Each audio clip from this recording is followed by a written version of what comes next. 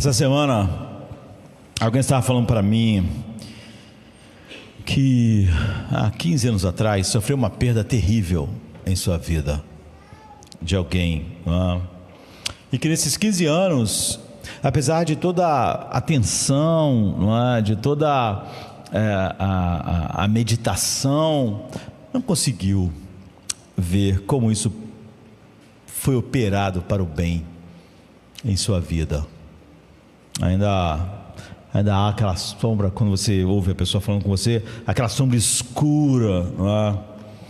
E eu acho que os textos mais mal entendidos na Bíblia são aqueles que nós mais conhecemos, ou seja, os mais famosos, os que repetimos mais. Essa pessoa estava completamente enganada sobre o que a Bíblia diz a respeito disso. Então ela ficou nos últimos mais de uma década, né? Procurando como Deus operou aquilo para o bem na vida dela, e ela não encontrou. Isso se transformou numa fonte de amargura, não é? Em vez de acontecer o oposto. Então esse texto é famoso, eu quero falar a respeito dele por causa disso, né? A pessoa me mandou a mensagem, mas não conversamos mesmo, como podemos fazer aqui agora. Então Romanos 8, 28 e 30 é uma dessas passagens mais famosas da Bíblia. E como eu disse, quando as coisas são mais repetidas, mais famosas, quase sempre elas são as mais incompreendidas. Por exemplo, tem versículo tipo: Deus amou o mundo de tal maneira que deu seu Filho unigênito. Poucos textos são mais distorcidos do que esse na mente das pessoas, simplesmente porque todo mundo acha que já sabe o que aquilo quer dizer, de tão repetido, não é? E de tão famoso. E as coisas às vezes são tão perto que nós não podemos enxergar. Então o texto diz assim, Romanos 8, 28 a 30: e sabemos que todas as coisas contribuem juntamente para o bem daqueles que amam a Deus, daqueles que são chamados segundo o seu propósito, porque os que dantes conheceu também os predestinou para serem conformes à imagem do seu Filho, a fim de que ele seja o primogênito entre muitos irmãos. E aos que predestinou, a estes também chamou, e aos que chamou, a estes também justificou, e aos que justificou antes também glorificou. Então, lá estava alguém, 15 anos depois, ainda sobre a nuvem escura da amargura, porque não conseguiu ver como aquilo pode ter operado para o bem em sua vida, não é? Nesses anos. Então eu diria que o nosso tema essa manhã, e para aquela pessoa, é felicidade. Esse é o nosso tópico, né? Porque isso que é sobre esse texto. Se você é cristão verdadeiro, e mesmo se você não for cristão, você sabe que o cristianismo é sobre alegria. Ele é uma boa nova de grande alegria, na verdade, né? Então provavelmente todo mundo, todas as pessoas têm algum entendimento que a alegria cristã deve estar lá. E deve estar lá independente das circunstâncias. E é óbvio que textos como esse, tão repetidos, às vezes usados como uma frase mais de autoajuda e motivacional do que a compreensão do próprio texto, sejam desses textos tão conhecidos e tão distantes às vezes da realidade. Então todos de alguma maneira têm que lutar com isso, não é? Muitas coisas acontecem em nossas vidas que nós vamos ter que perguntar: por que essas coisas me afetam tanto? Por que isso me afeta tanto? Por que não há uma implacabilidade na minha alegria? De tal maneira que a minha alegria implacável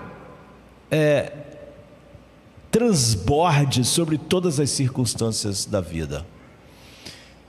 A Bíblia diz muito claramente, diretamente, que há uma alegria disponível, e essa alegria deve nos tornar quietamente felizes, não é?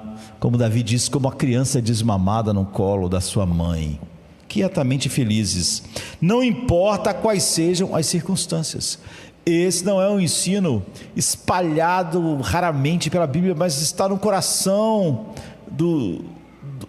da verdade do Evangelho, nos lugares mais claros e poderosos da Bíblia. Então há uma alegria que o problema mais profundo não pode apagar. E se devidamente nutrida e devidamente cultivada no solo do nosso coração, ela pode coexistir, na verdade, sobrepujar a maior tristeza. E você pode pensar na maior mesmo. E ainda há tristezas maiores do que você pode conceber. Agora, há muitos lugares onde isso é afirmado categoricamente. Você sabe que em João 17, Jesus está orando, depois que é como se ele já tivesse falado tudo o que tinha para dizer no mundo, sobre quem ele é, sobre o que ele iria fazer. E depois que ele termina o último sermão naquela quinta-feira, em que ele vai ser traído, entregue para a morte, está a menos de 24 horas da sua morte na cruz, está poucas horas, não é, de estar suando sangue no Getsêmani. Ele faz a sua oração depois que termina a pregação. Mesmo a pregação de Jesus dependia da oração, e Jesus está sempre fazendo isso pelo seu povo. Por quê?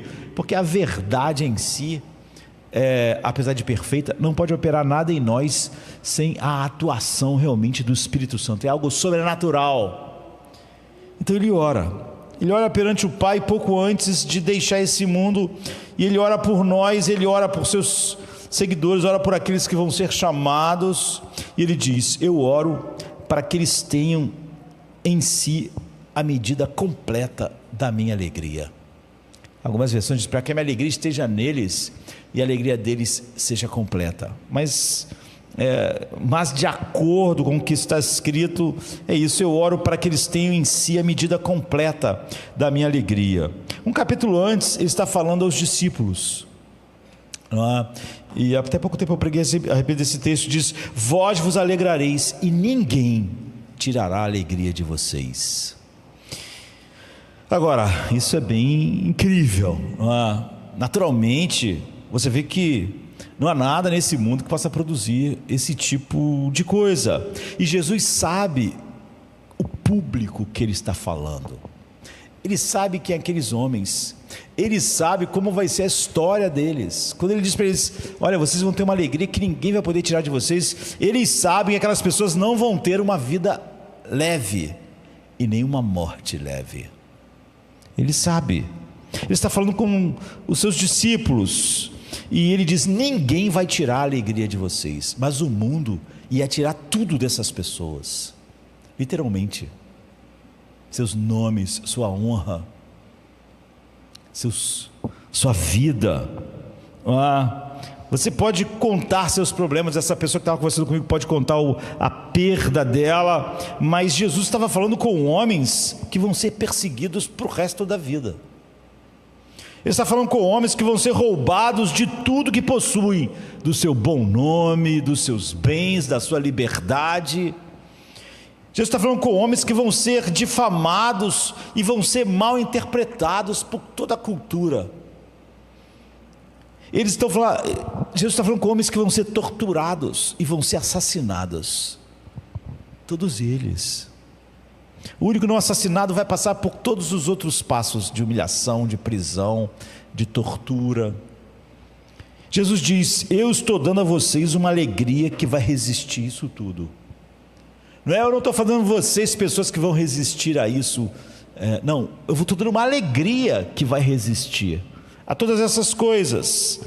Porque estou dizendo o seguinte: essa alegria pode resistir a qualquer coisa. A Pedro crucificado, a Paulo decapitado, a ser considerado lixo do mundo, como Paulo falou. É uma alegria que resiste tudo. É a alegria de Cristo, que iria resistir tudo também. Então pense: doença, perseguição, alienação, abandono, solidão, tortura, morte. Jesus diz: nada será capaz de tirá-la.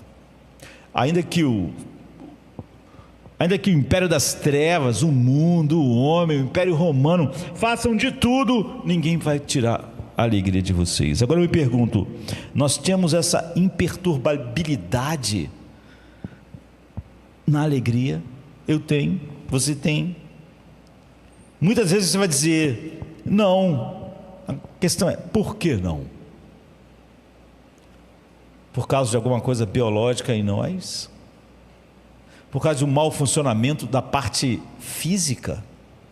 Mas se ela resiste exatamente a todas as coisas, então, em parte porque nós não entendemos a natureza disso. Como aquela pessoa que estava falando comigo. Nós vemos isso prometido em vários lugares, mas do que isso realmente é feito? Do que é feita essa alegria?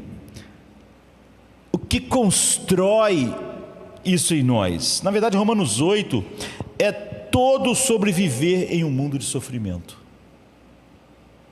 É tudo a respeito de um mundo que sofre, e até de uma natureza que sofre, de um mundo. Chega uma hora que Paulo diz, quando ele vai falando sobre o sofrimento, e o sofrimento, e o sofrimento, chega uma hora que ele diz assim: a criação inteira geme. Sente dores de parto. A criação inteira está sofrendo. Não é eu, é você, é a criação. São todas as coisas, tudo sofre. Tudo está gemendo. Então esse texto, que é o pináculo de toda a Bíblia, a gente podia dizer, diz que nós estamos vivendo num mundo quebrado, que toda a natureza está quebrada, que a dor, o sofrimento e a perda e a decadência não é algo particular na sua vida, é algo que o universo inteiro está sofrendo. A criação inteira está gemendo. Cada animal, cada estrela no universo, tudo está em decadência. Todas as coisas. E no capítulo 8, se você for um pouco antes de onde nós lemos o texto que vamos meditar, se você subir para o versículo 18, Paulo diz: pois eu considero que os sofrimentos do tempo presente, ele está falando sobre isso, sofrimento o tempo todo. É um capítulo glorioso. Talvez é a coisa mais alta que você possa conhecer aqui, antes da eternidade. E ele está falando sobre isso. Você vê, está falando sobre a criação gemendo. Ele está dizendo sobre, eu considero que os sofrimentos do tempo presente, é sobre isso, sobre o sofrimento. E um pouco mais adiante ele está falando sobre problemas e perseguição, e nudez e pobreza, e que nós somos entregues à morte todos os dias, e espada, quer dizer, assassinato e tortura. Ele está falando sobre como vivemos em um mundo que é assim. Você não tem para onde ir nesse mundo para escapar disso. O mundo inteiro geme, toda a criação geme. Não há um cantinho no mundo onde você possa se esconder da decadência. Não há um cantinho em seu corpo.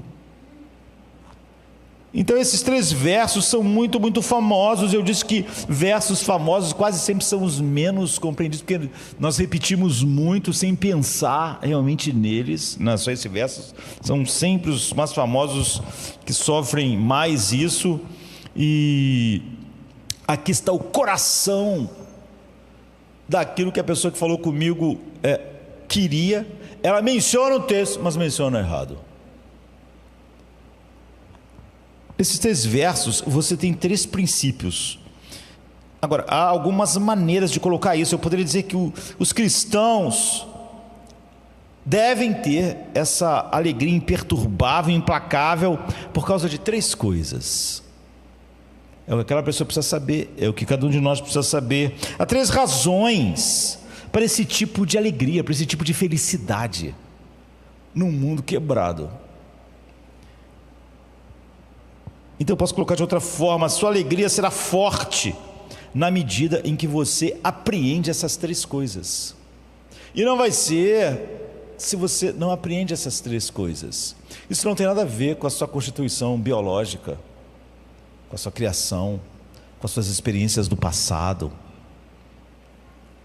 ou com as perdas, como essa pessoa estava lidando já há algum tempo. Agora, quais são essas três coisas? Aqui estão elas.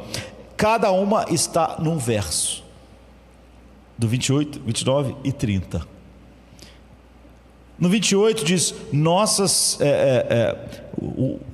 a síntese do 28 seria, nossas coisas ruins se transformam em bem. Se eu não entendo isso, eu não tenho como. Eu posso citar, como a pessoa citou, mas disse que não conseguia ver como Deus operou para o bem a sua perda devastadora.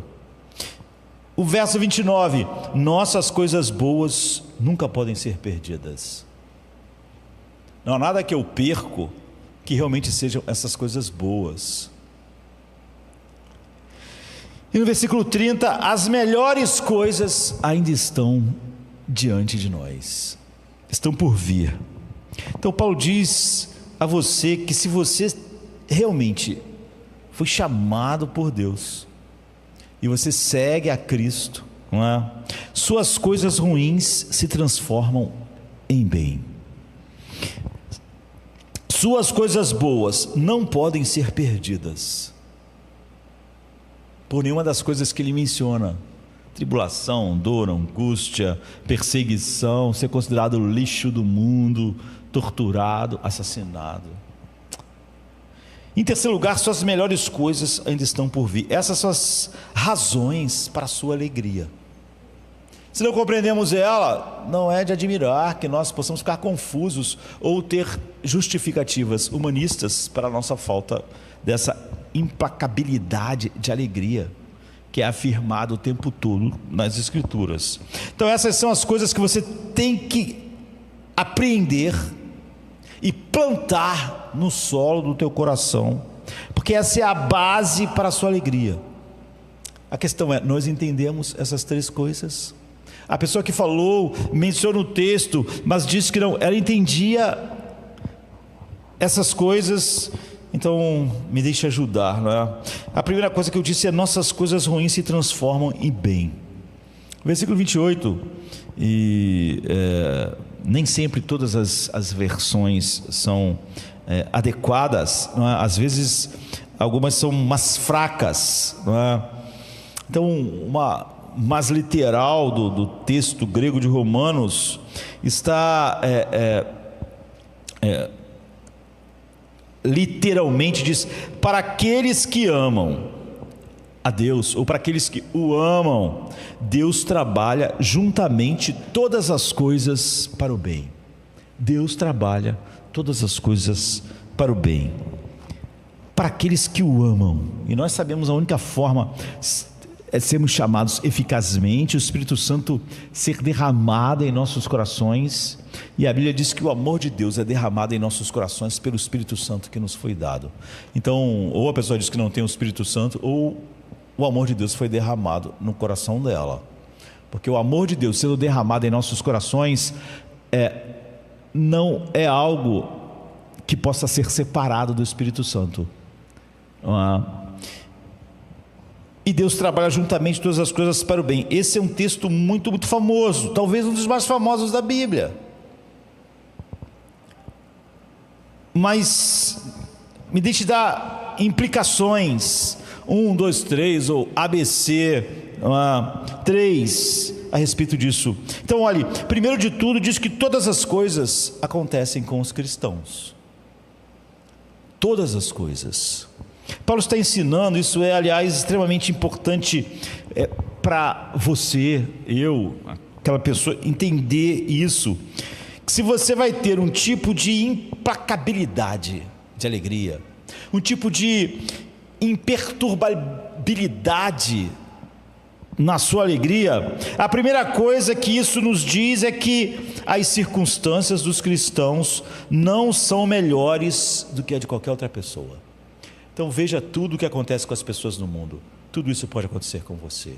Nunca veja uma situação de sofrimento, perda, doença, desgraça, que você diga, isso não pode acontecer com um cristão. Todas as coisas que a criação inteira que está gemendo está sujeita, nós estamos sujeitos. Se você vive num país ou numa época em que a expectativa de vida é uma, a expectativa dos cristãos não é maior. Onde houve pestes, como na peste bubônica, então morreu servos de Deus e não servos de Deus. Sabe? Quando cai o avião da Chapecoense, caiu tinha servos de Deus no avião. Quando o trem bate, quando há uma avalanche, quando há uma enchente, em nada os filhos de Deus estão isentos, porque por pertencerem a Deus estão meio que imunes ou protegidos de alguma forma. Então nunca pense, uma coisa não pode acontecer comigo porque eu sou um filho de Deus. É isso. A primeira coisa que isso nos diz é que coisas terríveis acontecem com as pessoas que amam a Deus. Porque ele não está falando sobre pessoas que pertencem à igreja visivelmente, cristãos nominais. Muitos cristãos ensinam explicitamente, e a maioria dos dos cristãos acreditam nisso implicitamente. Ou seja, a maioria dos cristãos, mesmo que dissesse, esse pastor lá, aquela pessoa está ensinando errado, mas implicitamente a maioria acredita dessa forma.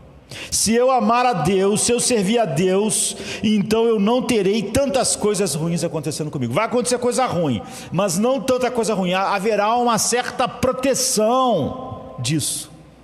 É por isso que muitas pessoas, ao enfrentar o que não pensavam, ficam desanimadas e não conseguem entender o que está acontecendo. Porque mesmo que não acreditasse nas vozes que dizem que o cristão está meio que protegido dessas coisas, implicitamente ela acreditava que de alguma maneira ela estava livre de muitas coisas. Então aquelas perguntas, por que isso está acontecendo, surge. A gente pergunta por quê, porque não está fazendo sentido. Se eu sou servo de Deus, se eu amo a Deus, então por que isso está acontecendo? A própria pergunta diz que implicitamente acreditava que porque ama a Deus estava imune de algumas coisas, o que faz ficar confuso. Então há coisas terríveis que podem acontecer com você. Como eu disse, quando Jesus fala para os discípulos, ele sabia que todos eles serão torturados, mortos, perseguidos, todos. Há coisas horríveis que podem acontecer, mas elas não vão todas acontecer. Muitas pessoas pensam, não, tem coisa muito terrível, mas a maior parte dessas coisas terríveis não vão acontecer comigo. Eu creio que coisas ruins acontecem, mas eu estou meio que imune de muitas coisas ruins. Então, eu amo a Deus. Esse amor é sincero. E Paulo está falando com pessoas que amam a Deus, para aqueles que o amam. Então essas coisas não vão todas acontecer comigo. No geral, minhas circunstâncias serão melhores. Eu vou ter problemas, eu vou ter aflições, mas no geral, quando contar o cômputo geral das coisas, eu vou ser livre de grande parte dessas coisas. Esse texto nos diz, e a experiência nos mostra, que isso não é verdade de jeito nenhum. Não há nada que aconteça com o mundo que não possa acontecer na vida de quem ama a Deus. Não há nenhuma proteção especial para que essas coisas não alcancem. Todas as mesmas coisas que acontecem com todo mundo vão acontecer com as pessoas que amam a Deus. Amar a Deus não coloca ninguém naquela posição onde determinadas coisas não vão acontecer, ou no cômpito geral, quando botar na balança, eu contudo fui mais protegido dessas coisas, desse mundo que geme, do que outras pessoas que não amavam a Deus. Todas estão sujeitas às mesmas coisas. Agora, se você quiser saber o que todas as coisas significa, realmente significa todas as coisas. Então pense todos os tipos de sofrimento possíveis. Então, tudo isso. Não há nada que possa acontecer realmente que não esteja incluído aqui. Um pouco mais adiante, no versículo 35, Paulo diz: quem nos separará do amor de Cristo? E ele menciona tribulação, pressões angustiantes, ele menciona perseguição, ele menciona fome, ele menciona nudez, ele menciona perigo, ele menciona espada, assassinato. Agora, olhe para essas coisas. Quem nos separará do amor de Cristo? A tribulação, a angústia, a perseguição, a fome, a nudez, ou o perigo, ou a espada? Como está escrito, por amor de ti somos entregues à morte todo dia, somos reputados como ovelhas para o matadouro. Mas em todas essas coisas, está vendo? Todas as coisas, somos mais do que vencedores por aquele que nos amou. Porque eu estou certo de que todas essas coisas, nem a morte, nem a vida, nem os anjos, nem os principados, nem as potestades, nem o presente, nem o futuro, nem a altura, nem a profundidade, nem alguma outra criatura nos poderá separar do amor de Deus que está em Cristo Jesus nosso Senhor. Então você vê, todas as coisas cooperam para o bem, é todas as coisas mesmo: tribulação, angústia, perseguição, fome, nudez, perigo, espada. O que Paulo está dizendo? Paulo está dizendo que todas as mesmas coisas que acontecem com o mundo vão acontecer com você. Se você ama a Deus, todas as coisas acontecem com você. Amar a Deus não é imunidade para absolutamente nada nesse mundo quebrado e que geme. Essa é a primeira coisa que você tem que saber, e isso tem que estar como uma certeza absoluta no seu coração: não estou imune a nada. É muito, muito importante para você perceber isso. Não é como se algumas coisas vão acontecer, mas no geral vão ser boas, mas vai ter uma coisa aqui, outra não. Essas coisas ruins vão estar lá. Todas, não é que algumas, todas elas podem acontecer. Nada está fora da possibilidade. A segunda implicação, importante como a primeira, é que isso também nos diz que quando as coisas trabalham juntas para o bem na sua vida, é só por causa de Deus.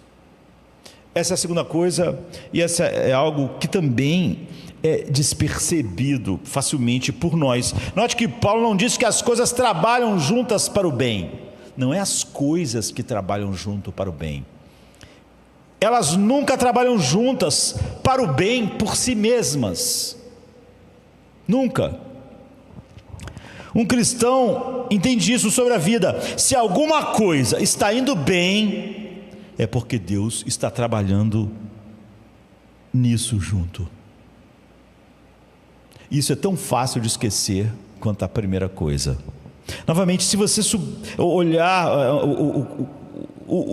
esse capítulo 8, você vai aprender isso: as coisas se desfazem, tudo se desfaz. Aliás, há um romance famoso escrito por um romancista africano, que o título é As Coisas se Desfazem. Que frase, que título importante para nós guardarmos: as coisas se desfazem. É isso que Paulo diz, porque em 8, 18 e 20, ele está falando sobre o fato de que a natureza do mundo, porque estamos sob o mal, porque o mundo está sobrecarregado com o mal, o pecado, as coisas estão se desfazendo. Que coisas? Tudo está se desfazendo. As coisas, Paulo diz, estão sujeitas à decadência. Ah, decadência, né? Quando você vê uma grande empresa na decadência, quando você vê coisas, Paulo diz, está tudo em decadência. Pense nas melhores coisas na sua vida, está em decadência. Esse é o ensino. Todo mundo, eu estou falando de todo mundo aqui hoje, todo mundo que está ouvindo na internet, todo mundo que tem um corpo, eventualmente ele vai se desfazer. Está tudo se desfazendo. Sabe, essa coisa de que, eu estou com 56 anos no meu caso, né? Mas não me troco por eu com 20 anos. Mentira. o meu corpo está se desfazendo. Eu posso ter cuidados, posso tomar os remédios que o médico fala, mas meu coração está se desfazendo, meu fígado está se desfazendo, cada célula, tudo está se desfazendo. É imparável.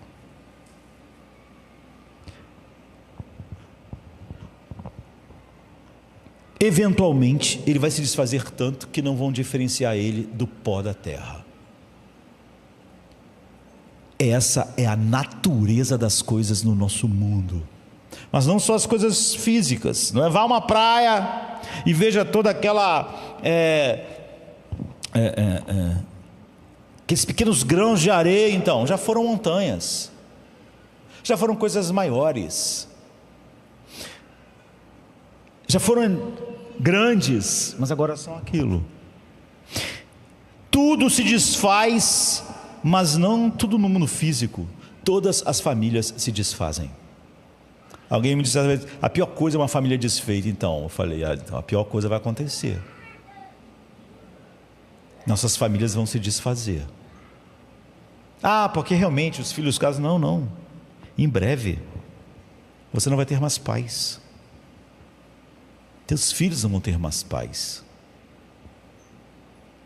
Todo mundo, as famílias vão se desfazer inexoravelmente. Aquelas fotos maravilhosas de domingo, pai, mãe e todos os filhos na mesa, aquele é um instante muito breve na existência. A pena que não se aproveite, como se aquele fosse realmente a característica do nosso mundo, as pessoas estarem assim. Vai se desfazer, tudo se desfaz, tudo. As coisas não estão se juntando. Família, nossos corpos não estão ficando melhores, não estão se juntando, está aos poucos se desfazendo. O universo está se desfazendo, todas as coisas, tudo está gemendo, tudo está se desfazendo. As coisas na tua vida não trabalham juntas para o seu bem. Seu corpo não trabalha junto para o seu bem. Suas amizades não trabalham junto para o seu bem. Seu casamento não trabalha junto para o seu bem. Nada trabalha junto para o seu bem, porque tudo está se desfazendo. Você pode pegar família, mais trabalho, mais saúde, estão trabalhando para... Não estão. Elas não estão trabalhando juntas para o seu bem. Nem a família, nem os filhos, nem a esposa, nem o esposo, nem o seu salário, nada, nem o universo. Tudo está se desfazendo. Nada está trabalhando juntamente para o seu bem. O que isso está nos ensinando é que os cristãos se livram da ideia sacarina, sentimentalista, tão usada por nós e pela autoajuda e pela psicologia barata, de que as coisas devem ir bem e de que as coisas devem melhorar, de que as coisas vão bem. E quando elas estão bem, aquilo é o normal. Ou seja, se eu estou com saúde hoje, se eu estou com meus filhos, se eu estou com a minha esposa, se eu estou com meus pais, então isso é o normal. Essa é a vida. De tal maneira que quando alguma coisa sai disso, eu fico pensando, o que está acontecendo? Como se estivesse acontecendo uma coisa estranha. Porque o normal para nós, completamente desconectada com a Bíblia, com a verdade e com a experiência, a gente chama de normal quando tudo está bem. A Bíblia diz, não, nada coopera juntamente para o seu bem, é o contrário, tudo está se desfazendo, não é? Todas as coisas funcionarem de qualquer forma não operam por si mesmas para o seu bem. Então as pessoas ocidentais, modernas, elas acreditam que se as coisas derem errado, qual é a primeira coisa que as pessoas pensam? Vou processar. Essa é a sociedade que mais processa tudo, porque nós achamos que qualquer coisa que não está bem para nós está errada. Essa é uma crença. Certa vez eu estava num cemitério e vi um filho, uma família, mexendo nos gestos mortais do pai. É uma coisa muito... O que só mostra a decadência é quando você é obrigado, quando vão tirar os ossos do seu pai ou da sua mãe, de quem você ama, não é? Porque, enfim, precisa sempre de espaço para os mortos, não é? Então vai tirar lá os ossos, vai botar numa caixa, e alguém da família tem que estar. Nem todo mundo, enfim. Então lá estava num momento como esse, e as pessoas estavam olhando lá, mexendo nos ossos, estranho. Mas por quê? Porque aquela pessoa tinha morrido de um problema no coração e morreu em meio a procedimentos médicos, tentando colocar o quê? Stents, pontes, enfim, tentando dar um jeito, mas morreu. E aquelas pessoas sempre acharam que o hospital estava errado, que tinha acontecido alguma coisa errada, porque não era normal o pai morrer, quando na verdade o pai morrer é a coisa mais normal do mundo. Há erros, mas 100% das pessoas morrem, não porque alguém erra, mas porque 100% das pessoas morrem. E aquelas pessoas estavam mexendo ali para ver se achavam os estentes, para ter certeza que o hospital tinha colocado mesmo, porque a desconfiança que morreu porque o hospital cobrou, mas não botou. Ora, queridos, é o que a gente faz. A gente sempre quer encontrar um culpado, porque a gente acha que esse mundo, o normal, é todo mundo viver, que se alguém morreu, alguém fez alguma coisa errada. Nós estamos prontos, quem sabe, se não acharmos lá nos restos mortais alguma coisa, processar alguém. Então essa é a sociedade que mais processa, porque nós acreditamos que se alguma coisa deu errado, não é normal, que o certo era dar certo, e como aconteceu o anormal, que foi dar errado, alguém tem que ser culpado, alguém cometeu um erro. Você vê que essa pessoa pode acreditar que o mundo está se desfazendo, mas só na teoria, ela não acredita de fato.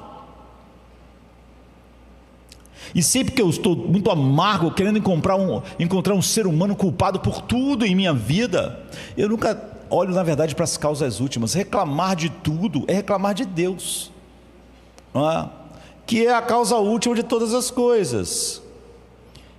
E por quê? Porque as coisas na mente dos ocidentais modernos, elas têm que elas devem ir bem, e se elas não forem bem, alguém está cometendo um erro,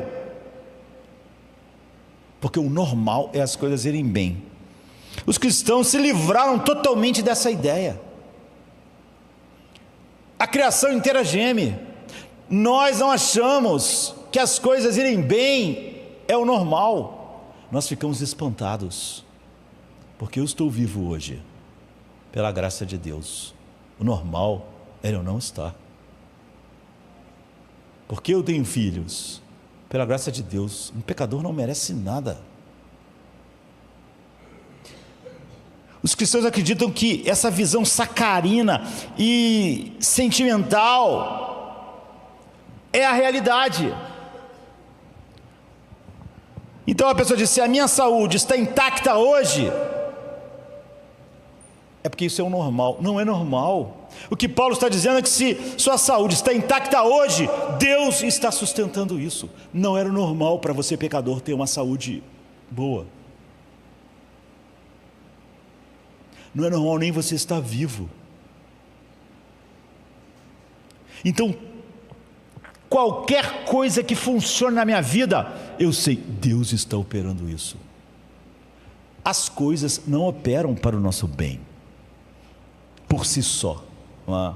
Se há alguém aqui para me abraçar, então Deus está fazendo isso. Eu devo receber com extrema ação de graças alguém me abraçar, porque no mundo assim, se a graça de Deus, tanto a especial quanto a comum, não operasse, ninguém haveria para me abraçar. Se há alguém que aperta a minha mão, se há alguém que me ama, se há um único ser humano que se importa comigo, é porque isso é assim? Não, não é assim. É por causa da graça de Deus. Deus está operando isso. Naturalmente não era para ser assim. É o contrário. Apesar de todo o meu egoísmo, tem pessoas que ainda se interessam em mim, há pessoas que ainda me ajudam, há pessoas que ainda convivem comigo. Então, isso não é o normal, não é nem o que eu mereço, não é nem o normal sobre a vida no mundo caído. Só Deus pode operar isso, só Deus pode sustentar isso. Não há razão para alguém me amar, não há razão para eu ter saúde, não há razão para me ter o que eu tenho na minha casa, meu alimento, meu sustento, não há razão para eu estar respirando hoje, não há razão para não estar sentindo dor, a não ser que Deus esteja operando isso por graça. Essa é a segunda coisa. Se alguma coisa vai bem, é um milagre da graça. Eu tenho um emprego, é um milagre da graça. Ah não, porque o normal eu tenho emprego, porque eu me preparei. Essa pessoa está desconectada da realidade. Se alguma coisa vai bem, Deus, é um milagre da graça. Qualquer coisa assim é um milagre da graça. Essa é a segunda coisa que aprendemos aqui. Essas são 3 implicações dessa primeira coisa importante. A terceira coisa é a mais básica de todas, não é? Isso é, embora coisas ruins aconteçam, elas trabalham para o bem. Então essa é a promessa para aqueles que amam a Deus. Como nada trabalha para o bem do ser humano, então se Deus não fizer isso, essa é uma impossibilidade. Tudo no mundo não está trabalhando para o bem de nenhum ser humano, a não ser daqueles que amam a Deus e foram chamados segundo o seu propósito. Então a promessa para aqueles que amam a Deus não é que você terá melhores circunstâncias do que qualquer outra pessoa do mundo, não diz que coisas melhores no campo geral, na soma de todas as coisas, as melhores coisas no fim acontecem com você, não diz isso. Isso também não diz que as coisas ruins são boas, ou não, uma fonte infinita de insights para nós estão espalhadas por toda a Bíblia. Pense em Jesus diante do túmulo de Lázaro. Quando Jesus estava em frente ao túmulo de Lázaro, ele estava prestes a ressuscitar Lázaro dos mortos, mas ele não estava sorrindo, não é? Ele estava, a Bíblia diz que ele estava perturbado, por exemplo. No original está dizendo na verdade que ele estava irado e estava chorando. Agora, por quê? Porque Jesus não estava ali animado e pensando assim, eles acham que isso é uma tragédia, mas nenhum mal aconteceu aqui. Eu estou prestes a ressuscitar Lázaro dos mortos. Vai ficar todo mundo animado? Vai ficar todo mundo feliz? Isso parece uma coisa ruim? Não é uma coisa ruim. Lázaro morto aí no túmulo há 4 dias não é ruim, é realmente uma coisa boa. É uma maneira de eu mostrar a minha glória e realmente é emocionante. Não posso esperar para a hora que ele vai sair do túmulo. Não, Jesus está chorando. Por quê? Porque a coisa ruim que ele está prestes a trabalhar para o bem de todos nós, de Lázaro, de Maria, de Marta e de nós, tanto tempo depois, através das Escrituras, ela em si mesma é ruim. Ela não é uma coisa boa disfarçada, uma coisa boa que está com uma cara feia, mas no fundo é boa. Veja, isso não lhe dá uma visão sacarina que diz, bem, essa coisa ruim não é realmente, isso é só uma bênção disfarçada, a morte é só uma bênção disfarçada. A morte é uma desgraça, é uma maldição. Não é desgraça no sentido de que é uma coisa fortuita, é algo que é o salário de cada pecado da minha vida, mas é uma tragédia, é uma desgraça, não é uma bênção disfarçada. A Bíblia nunca diz nada assim. Essas coisas são ruins, elas são ruins, elas vão ser trabalhadas por Deus para o bem, mas elas mesmas são ruins. Então é por isso que em enterro, por exemplo, eu não gosto, é horrível pessoas que ficam dizendo assim para as pessoas: olha, Deus é soberano, Deus fica... A pessoa quer dizer o seguinte: na verdade isso aqui é bom. Não é bom. Jesus no enterro chorou, não falou: eu sou soberano, nada de ruim está acontecendo aqui, tá? É horrível. Isso significa que Deus lhes dará bons efeitos na sua vida, operando que até essas coisas operem para... Nós vimos que nem as coisas boas operam para o nosso bem, Deus opera elas para o nosso bem, porque aquele não é o normal, é uma maravilha da graça.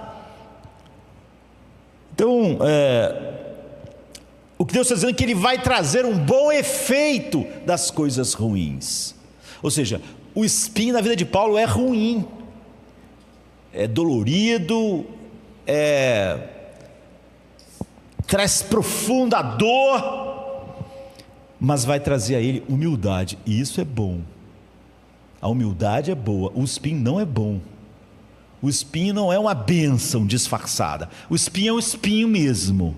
A diferença é que em Paulo aquilo vai ser operado para humildade e para uma dependência maior da graça e um conhecimento melhor de Cristo. Mas o espinho é tão ruim como um espinho na vida de qualquer outro. Ouça, Jesus Cristo, Ele estando irado ali no túmulo, perturbado, não é? Mostra que Ele odeia a morte.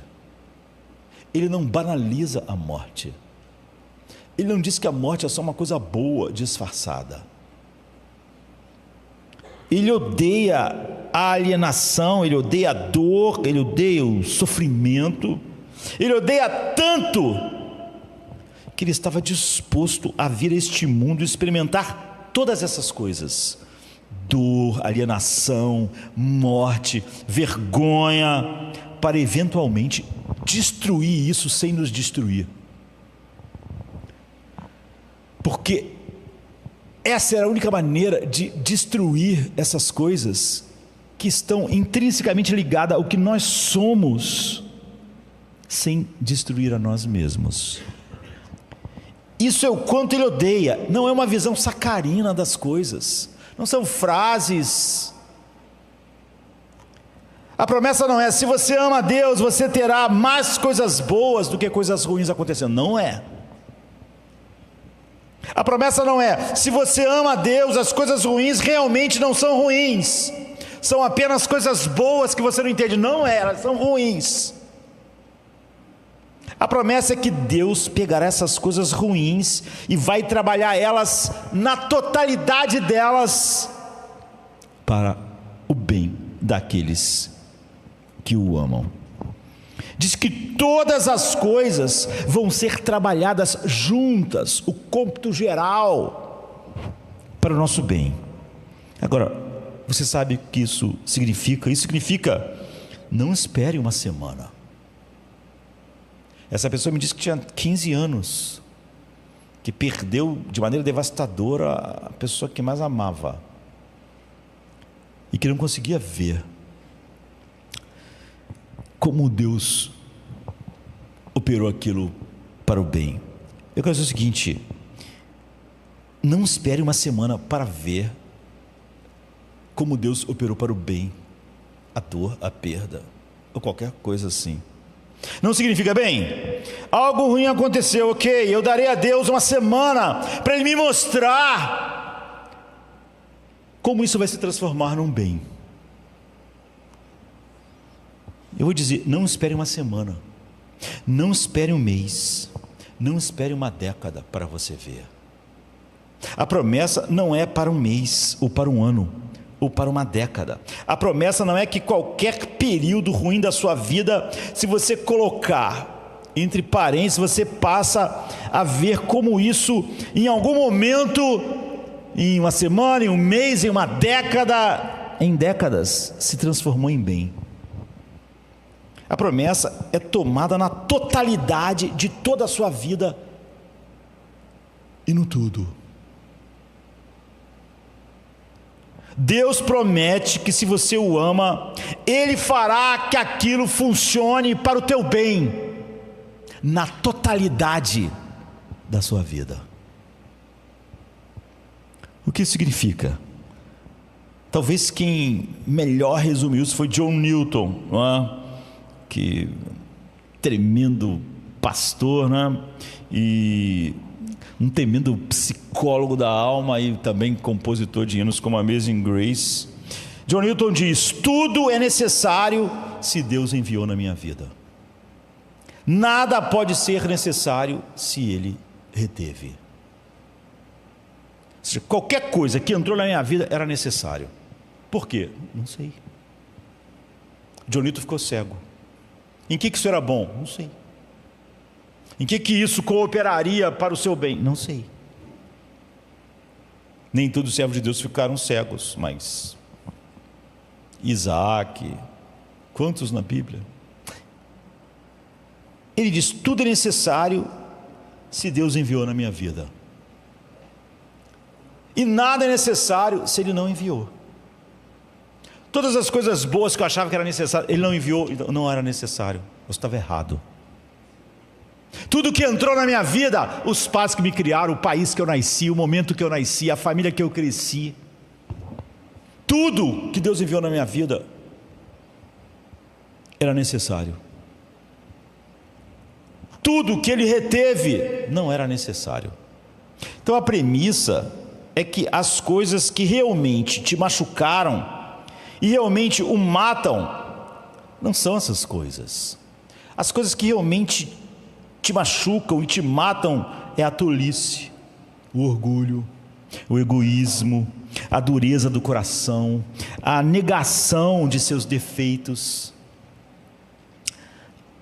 a culpar outros, sociedade, pessoas, igreja, pelos seus fracassos, tuas fraquezas e a crença de que você, em alguma área da sua vida, alguma coisa está funcionando que não é Deus e não é um milagre da graça. Essas são as únicas coisas que podem te machucá-lo a longo prazo, Paulo está dizendo. Essas são as únicas coisas que podem machucá-lo na totalidade da sua vida. No curto prazo, não parece, é o contrário. No curto prazo, o egoísmo parece ótimo. No longo prazo, ele vai te destruir. Justiça própria, autocomiseração, vingança, ressentimento, amargor, então vão. No curto prazo parece bom, você está alimentando aquelas coisas, sente que aquilo te vindica de alguma forma. Então, no longo prazo, isso te destrói. No curto prazo, não há nada mais gostoso do que o auto-engano. Alguém que diga que algo errado na nossa vida está certo. A gente se sente bem. A gente diz que aquela pessoa é acolhedora, amável. O auto-engano a curto prazo é maravilhoso, queridos. Quanto consolo você pode tirar do auto-engano? Quanto consolo você pode tirar de sermões que estão desconectados do Evangelho? Quanto consolo você recebe do que diz paz, paz, quando não há paz? É tudo que você precisava ouvir. Hoje no culto eu ouvi tudo que eu precisava ouvir. Paz, paz, paz. Você vê, no curto prazo, essas coisas são maravilhosas. O humanismo secular, a curto prazo é ótimo. Você não é culpado de nada. Ou é um distúrbio físico, ou é o resultado que as outras pessoas fizeram. É maravilhoso. É maravilhoso encontrar a minha culpa nos outros. É maravilhoso, em vez de ver a feiura do meu coração, eu achar que alguma parte do meu corpo não está funcionando bem, que é uma coisa física. Maravilhoso. No curto prazo, a coisa mais maravilhosa é o auto-engano, e todos nós sabemos disso. Alguém falar o que nós queremos ouvir. No curto prazo, apenas fechar os olhos é ótimo. Sabe quando a pessoa diz assim, eu não quero nem pensar, não quero pensar nisso. Não, mas vai acontecer, se continuar nesse caminho, esse problema financeiro vai acontecer. Não quero nem pensar, quero fazer uma viagem. É ótimo. Fazer uma viagem, ir para a praia, sobe a montanha, é ótimo. A curto prazo isso é ótimo, não é? Mas no longo prazo mata. Portanto, aqui está o que John Newton está dizendo, aqui está o que Paulo está dizendo. O que ele está dizendo é que as coisas que você acha que são boas, se Deus as reteve, elas não eram boas. É isso que ele disse. Tudo que é necessário, se Deus reteve, não era necessário, não é? Então, tudo que você acha bom, se Deus não deu, não era necessário. A longo prazo ia te destruir. Se você é um filho de Deus, Deus então está operando isso. Se Deus reteve, elas eram boas a curto prazo, mas eram terríveis a longo prazo. Boas no micro, mas não são boas no macro. Veja, boas no parcial, mas não no todo. No todo, Deus está operando as coisas boas. No micro, muitas coisas são boas para nós. Qualquer coisa ruim, e coisas que são ruins de verdade, que Deus odeia e que Ele vê o mundo para que elas sejam destruídas. A morte é o inimigo, não é uma bênção disfarçada. Todas as coisas ruins, Deus as trará apenas para curá-lo das coisas que podem realmente destruir você a longo prazo. Na totalidade das coisas, na soma total da vida. Esse é o primeiro princípio. Você entende esse princípio? Você percebe o quão prático isso é? Lembre-se de que eu disse que você só terá uma alegria imperturbável se você se apegar a esses princípios. A Bíblia não é poções. A Bíblia, a obra de Deus em nós não é uma poção que você toma num culto. Você tem que estar cheio, sua mente, seu coração, isso tem que estar cheio dessa verdade. O primeiro então é que as coisas ruins acontecerão com você, sem nenhuma exceção em relação a quem não ama Deus. Então não devemos ficar chocados. O normal nesse mundo é as coisas se desfazerem. E enquanto elas não estão se desfazendo, casamento, vida, saúde, tudo é um milagre da graça. Quando elas estão se desfazendo, não está acontecendo nada estranho, está acontecendo aquilo que acontece. Esse é o normal. Então você nunca, essa coisa, isso não devia acontecer na minha vida, isso é a declaração de não entender nada a respeito do que Deus diz sobre a vida. Como podemos então desfrutar do que Ele faz? Então uma das principais razões, eu acho, porque muitos cristãos são continuamente derrubados, eu já disse isso aqui algumas vezes, pregando em outros textos, não é porque coisas ruins estão acontecendo. Eu já disse que a maior parte, mais de 50% do desânimo, do abatimento, eu não consigo orar, não consigo isso, não consigo aquilo, é a surpresa de que aquilo aconteceu. Era porque eu não esperava que isso aconteceria na minha vida. Na verdade eu tinha certeza que não aconteceria. Então é um choque, é uma decepção. O que alguém me abandonou, a saúde me abandonou, minha família me abandonou, ou indo embora, ou sendo enterrada. Você vê a distinção. Grande parte da razão pela qual ficamos abatidos, desanimados, chocados, amargos, como aquela pessoa, é porque ela pensou isso nunca deveria acontecer, está errado, quando na verdade é isso que deveria acontecer. E quando não estava acontecendo, é que era surpreendente. No mundo que está se desfazendo, eu ter tido essa coisa por tanto tempo. Deus estava fazendo isso, porque as coisas em si mesmas estão se desfazendo. Podemos dizer, às vezes a gente diz, minha vida devia ser melhor. Como assim? Não devia, ela devia ser pior. Se ela é melhor em muitas áreas, durante muito tempo, isso é um milagre da graça. Ela não devia ser. Isso não é o que a promessa e o texto está dizendo. Ou a gente diz: eu amo a Deus, portanto certamente terei as melhores circunstâncias, pelo menos no âmbito geral. Isso não é o que a promessa diz também. Até que você entenda o que a promessa é, você vai ficar continuamente chocado, continuamente surpreso, e vai ser um cristão que está toda hora desanimado. Não consigo orar, não consigo fazer aquilo, não consigo, me carregue, a vida inteira. Sua alegria sempre vai ser derrubada, porque você acredita que a vida não está se desfazendo, que ela está funcionando naturalmente para a sua alegria, mas ela não está. É o contrário.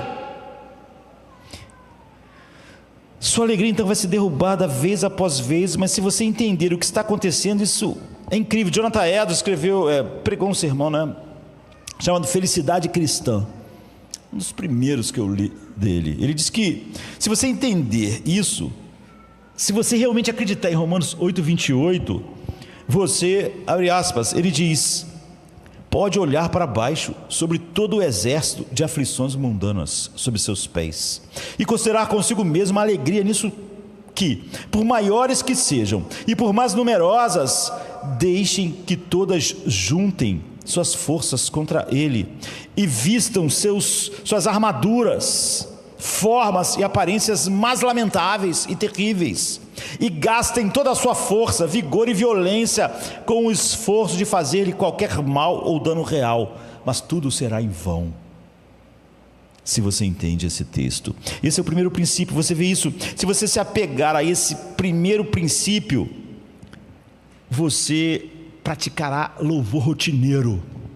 Essa nossa ideia de ação de graça vai mudar muito. Certa vez eu estava lendo de um puritano que marcou um encontro com seu filho depois de não se viu há muito tempo. Naquela época, se você morava longe, para se encontrar é complicado, né? E aí eles marcaram, o pai e filho, de se encontrar, um puritano famoso. Então os dois fizeram uma viagem a cavalo, para se encontrar. Quando eles se encontraram, o filho falou: pai, vamos fazer um momento de oração especial, de louvor e ação de graças, porque Deus me deu um grande livramento. E o pai perguntou: mas o que aconteceu, filho? Pai, quando eu estava passando naquela estrada que tem abismo do lado, o meu cavalo tropeçou. Caí do cavalo, quase caí no abismo. Por Deus, por graça, eu não caí no abismo.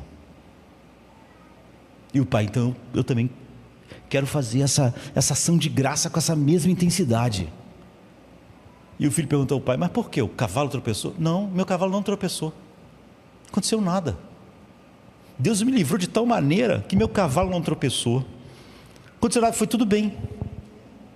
Então eu estou maravilhado com a graça de Deus que fez meu cavalo não tropeçar. O teu, ele deixou tropeçar e te salvou, mas o meu, ele nem deixou tropeçar. Ação de graças. Você vê, a tendência nossa é só ter ação de graças se ficamos doentes, mas a pessoa não pensa no final do dia: ação de graças, porque hoje eu não fiquei doente. Alguém: pastor, oração de graças, porque aconteceu? Fui assaltado, quase ganhei um tiro. O que você devia dizer? Vamos fazer ação de graças, porque eu não levei tiro hoje, ninguém me assaltou.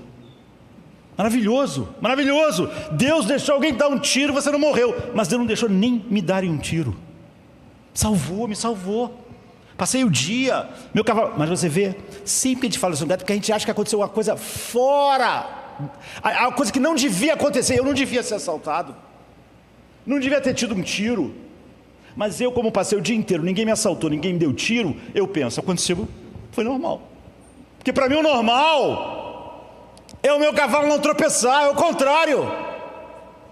É isso que o pai estava ensinando ao filho, não é? Se você passar por um dia e sua saúde estiver intacta e as coisas forem bem, você louvará a Deus, tão empolgado como se tivesse sido livre do câncer. Foi maravilhoso, Deus curou alguém, Deus deu foi curado do câncer, foi curado da hepatite, foi curado, e eu nem tive hepatite. Deus está ainda mais maravilhado, mais ação de graças. Mas não, porque no fundo você vê, nós acreditamos que não ter hepatite é o normal, e que anormal era hepatite. Quando eu sou livre do anormal, então é incrível, é um dia incrível, um dia anormal. E o dia que eu passei o dia inteiro, não tive doença nenhuma, então isso era o normal. Estamos entendendo errado.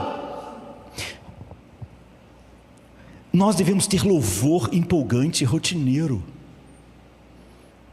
Quando as coisas ruins acontecerem, você não ficará chocado, você se tornará incrivelmente paciente.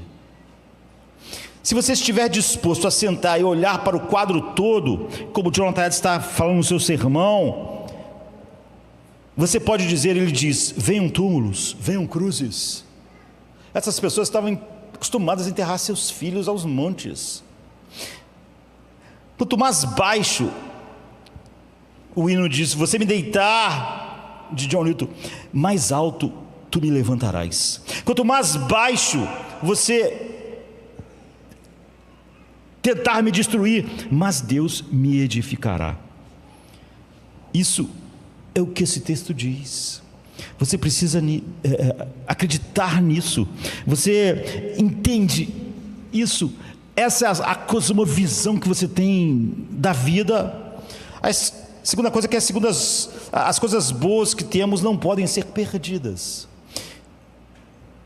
Se você é um cristão há algum tempo, você saberá que Romanos 8:28 é esse versículo dos mais famosos.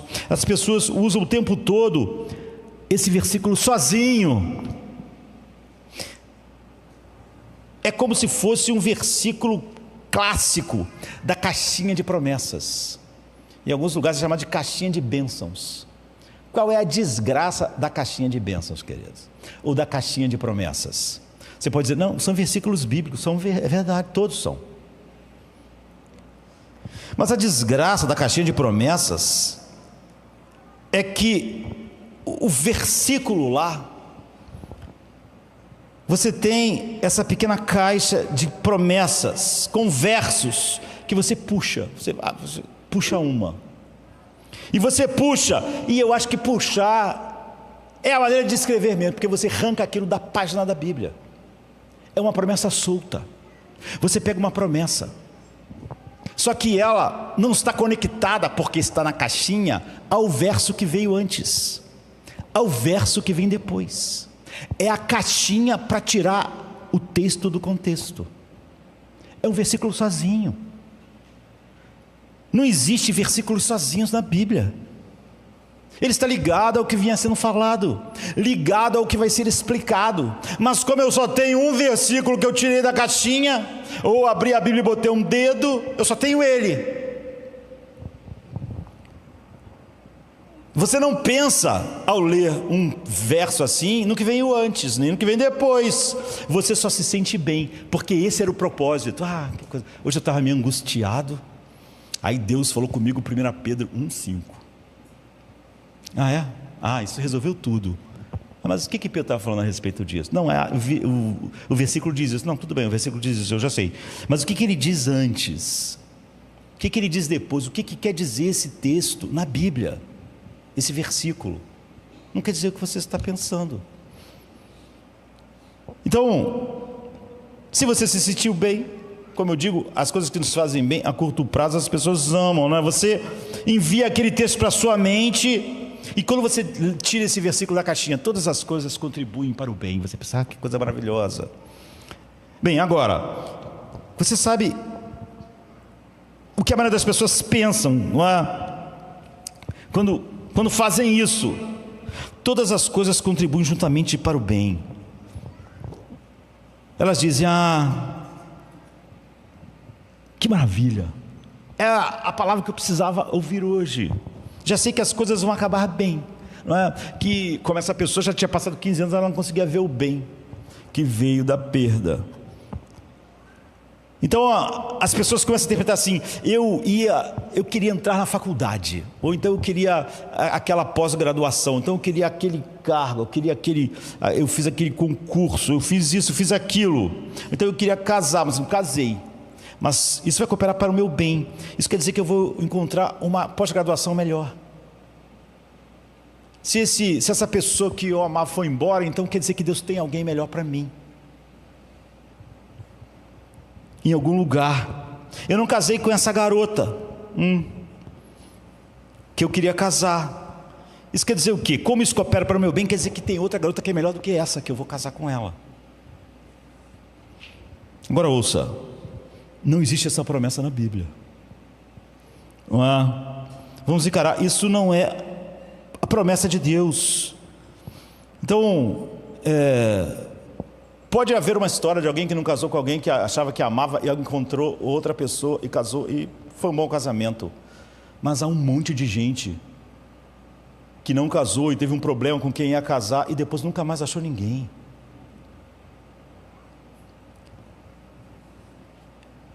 Não é maravilhoso, porque no fundo aquilo é uma bênção, porque Deus tem um casamento melhor. Porque eu não entrei na pós-graduação porque vou entrar numa pós-graduação melhor. Que eu não entrei naquele emprego porque na verdade Deus tem um emprego melhor para mim. Não é verdade. Não tem essa promessa. Isso é graça absoluta. E há muitas pessoas que não casam com uma pessoa, como eu disse, e não vão casar, ou homem ou mulher, e não vão casar nunca mais. Então, a gente costuma dizer, que testemunho maravilhoso. Deus, essa pessoa perdeu aquele relacionamento, mas ela encontrou um muito melhor. Muito melhor. Isso não é promessa, porque é uma pequena palavra depois do versículo 28 e no versículo 29. Isso não é uma caixinha de promessas, que mostra que o versículo 28 e 29 vão juntos. Eles não devem ser tirados um do outro. É a palavra por quê. Isso significa que o versículo 29 explica o 28. Se eu tiro o 28 da caixinha de promessas, eu não posso entendê-lo. Isso significa que eles estão conectados. Paulo vai explicar que bem é esse, como aquilo coopera para o bem. E isso significa que eles nunca devem ser puxados numa caixinha de promessa e nunca ser lido. Deus me deu esse versículo. Ele não deu esse versículo, ele deu o livro de Romanos.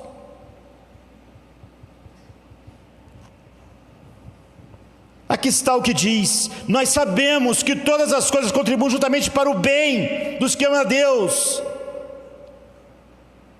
porque os que são chamados, daqueles que são chamados segundo o seu propósito. Por que coopera? O que acontece? Como essa coisa coopera para o bem? Porque aquilo foi perdido, mas Deus tinha algo melhor lá na frente. Coopera para o bem por quê? Os que Dante chamou, os que Dantes conheceu, a esses predestinou. E os que predestinou, a esses chamou. Os que chamou, a esses justificou. Os que justificou, glorificou. É isso que Paulo está dizendo. É assim que as coisas cooperam para o bem. Por causa disso, porque todas essas coisas vão ser trabalhadas por Deus, para que você seja feito à imagem do seu filho. Não é porque esse casamento ia ser ruim e você vai encontrar um melhor. Não é porque esse emprego era ruim e você vai achar o melhor. Agora, esse é o princípio. O segundo princípio é que Deus não promete a você melhores circunstâncias de vida se você o ama. Ele promete a você uma vida melhor.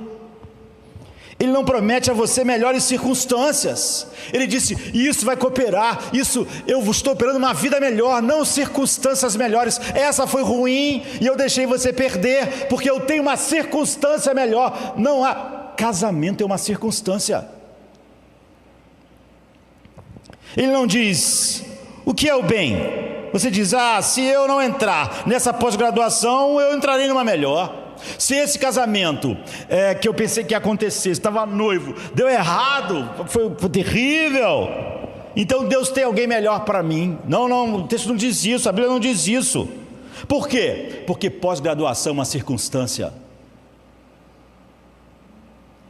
Porque casamento é circunstância. Porque ter filhos é circunstância.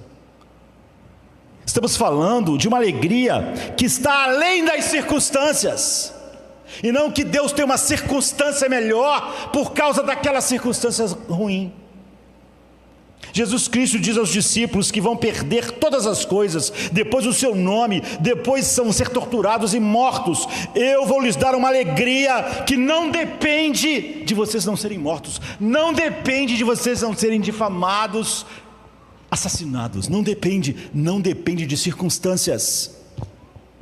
Não é que uma circunstância ruim aconteceu na minha vida, quem eu amava morreu, quem amava foi embora, isso foi embora, aquilo foi perdido, porque Deus vai ter uma outra coisa para me dar que é melhor do que aquilo. Não é isso, porque todas essas coisas são circunstâncias. Ele está falando com aqueles homens sobre algo além de todas as circunstâncias, que não está ligado a circunstância nenhuma. Então, como ousamos interpretar o versículo 28 como uma alegria que depende de qualquer coisa? Vai cooperar para o meu bem, então vai acontecer alguma coisa que vai ser boa, no sentido de uma circunstância boa. Não é isso que a Bíblia diz. Diz às vezes que as circunstâncias vão ser ainda mais terríveis. O que diz é isso. Aqui está o princípio. Jesus Cristo não sofreu para que você não sofresse, mas para que quando você sofresse, no seu físico, no abandono, no seu nome ser um lixo para o mundo, essas coisas vão fazer você mais parecida com Ele. É isso que está sendo operado para o seu bem. A perda, a decepção, a doença, por fim a morte, elas estão sendo trabalhadas para você ser conforme a imagem do Filho de Deus. Não tem nada a ver com outra circunstância melhor que Deus guardou. Então essa foi tirada, porque se você casasse com essa garota, você não ia conhecer aquela outra que ia ser mais maravilhosa. Porque você só está dizendo que Deus tira uma circunstância para te dar outra circunstância que vai te fazer feliz. Mas o texto, você faz isso porque você lê a Bíblia como uma caixinha de promessa. Ele nos predestinou, Paulo diz, para ser a imagem do seu Filho. Essas coisas todas vão ser trabalhadas para no fim nós sermos a imagem do seu Filho. É assim que todas as coisas cooperam para o bem. Eu sou como uma ovelha entregue à morte todos os dias. Como isso coopera para o meu bem? Porque isso eu estou sendo transformado mais à imagem de Cristo, e no fim Deus promete inexoravelmente que eu vou ser exatamente a imagem dele. É assim que todas as coisas estão cooperando para o bem juntamente. É por isso que 15 anos depois a pessoa não podia ver como a perda pode transformar. Ela não entendia nada a respeito do que esperar. Ela estava olhando para tentar achar aquilo que era de bom, mas ela nunca olhou para Cristo. Ela estava olhando, procurando uma circunstância que explicasse aquela circunstância ruim, que compensasse a circunstância. Quando Deus está falando, e Paulo está falando sobre algo além de todas as circunstâncias da vida, nem a espada pode alterar isso. Nos predestinou para sermos a imagem do seu Filho. A Bíblia não o cristianismo não, o evangelho não promete a você melhores circunstâncias, porque hoje teve uma circunstância ruim, então Deus está guardando uma circunstância melhor. Não promete. A gente pode ir de circunstância ruim até o fim. Foi assim que foi com Paulo. Não é assim que as coisas cooperaram para o bem dele. Ele promete a você uma vida melhor, não circunstâncias melhores. Alguém diz: oh meu Deus, qual é a diferença? Veja, a nossa ignorância fica surgindo então o tempo todo. De repente percebemos que não sabemos a diferença. Achamos que realmente a alegria que Deus nos promete está baseada em novas circunstâncias que Ele vai criar. Mas a Bíblia certamente sabe a diferença. No versículo 29 somos informados do que é o bem, qual é o bem que Ele está. Todas as coisas estão cooperando para o bem, mas que bem é esse? A Bíblia diz, somos informados de que cada coisa que acontece comigo na vida inteira está me movendo numa direção, se eu amo a Deus. E nós devemos ser tratados como adultos, não é? Paulo usa a palavra aqui, predestinados. Se você... há pessoas que não podem nem ouvir essa palavra no meio evangélico, não é? Aqui Paulo, ele não está muito... Ele vai logo na frente falar sobre a predestinação de uma maneira mais doutrinária, da palavra em si, né, da predestinação em si, mas não é o que ele faz aqui ao introduzir a palavra, não é para levantar agora a explicação que ele vai dar lá na frente a respeito disso. Ele está usando essa palavra para mostrar como ela é o nosso consolo. Ele está usando ela de uma maneira para consolar. Há outras passagens onde ele levanta o problema e discute ele profundamente, mas não é o que ele vai fazer aqui.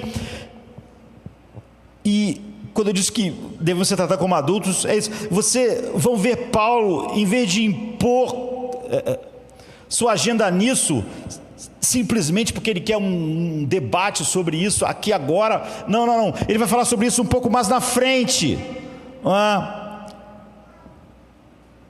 Não, sermão, aqui ele não está levantando a dificuldade da predestinação para então falar a respeito dela. Ele vai fazer isso aqui mesmo, mas na frente. Esse é um sermão sobre a certeza da predestinação. Como é a consolação, porque Paulo diz: eu quero que vocês saibam algo que é predestinado, algo que é fixo, algo que é inalterável.